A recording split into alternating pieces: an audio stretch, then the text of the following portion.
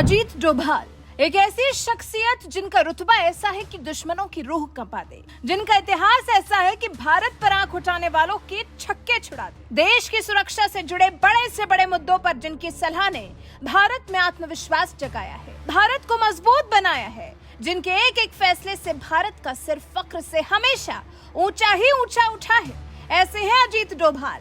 तभी तो वो भारत के जेम्स बॉन्ड कहलाते हैं, जिनकी थाह पाना नामुमकिन है और दुश्मनों को तो नाको चने चबवाने में वो पूरी तरह से निपुण है।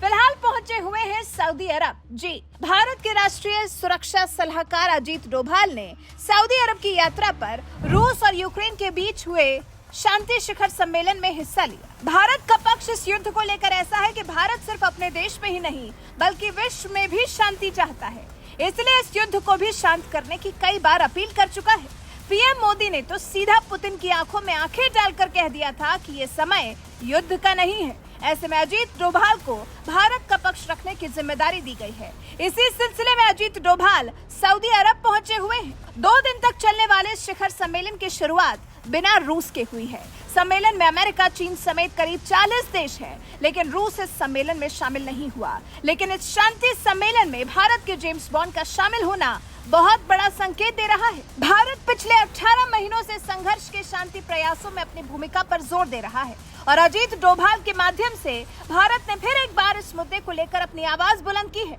हालांकि भारत सीधे सीधे रूस का विरोध भी नहीं कर सकता, क्योंकि उसकी रूस के साथ भी दोस्ती आज की नहीं है बल्कि बहुत पुरानी है। और वैसे भी भारत का विरोध रूसी आक्रमण को लेकर कम बल्कि काला सागर अनाज डील को लेकर ज्यादा है। जी, काला सागर अनाज डील, जिसके बारे में संयुक्त राष्ट्र में भारत की स्थायी प्रतिनिधि रुचिरा कंबोज ने कहा है, भारत काला सागर अनाज पहल को जारी रखने में संयुक्त राष्ट्र महासचिव के किए गए प्रयासों का समर्थन करता है। कंबोज ने यह भी कहा, इस मामले में हाल के घटनाक्रमों से शांति और स्थिरता के बड़े उद्देश्य को जल्दी हासिल करने में मदद नहीं मिली है।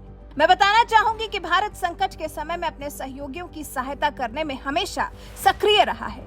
दरअसल अभी हाल ही में रूस ने काला सागर अनाज डील को खत्म किया है, जो कि रूस और यूक्रेन के बीच जुलाई 2022 में साइन की गई थी। ये समझौता तुर्की के इस्तांबुल में हुआ था। इस समझौते के तहत काला सागर के बंदरगाहों से यूक्रेन के लिए अनाज और बाकी कृषि उत्पादों के निर्यात की मंजूरी मिली थी।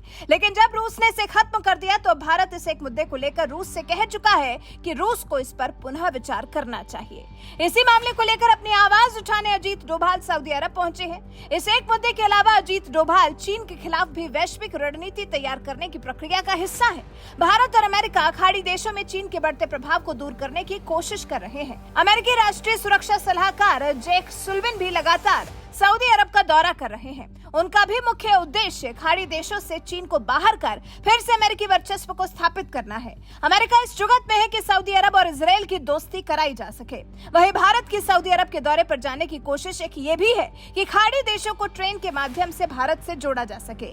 इस बारे में भी अजीत डोभाल सऊदी अरब से बातचीत कर रहे हैं। ट्रेन नेटवर्क से खाड़ी देशों को जोड़कर अपनी रणनीतिक उपस्थिति को मजबूत करना चाह रहे हैं। इजराइल ने पहले ही सऊदी अरब तक रेल नेटवर्क बनाने का ऐलान किया हुआ है। ऐसे में अजीत डोभाल सऊदी अरब को साध कर भारत के रेलवे नेटवर्क में शामिल करने की जुगत में लगे हैं।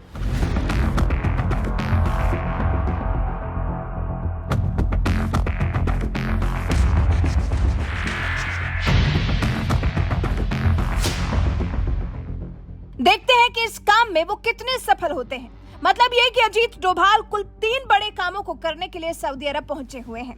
पहले तो रूस के काला सागर अनाज डील को रद्द करने के उसके फैसले पर उसे फिर से विचार करने के लिए मजबूर करना, चीन को साधना और खाड़ी देशों को भारत से रेल नेटवर्क के जरिए जोड़ना।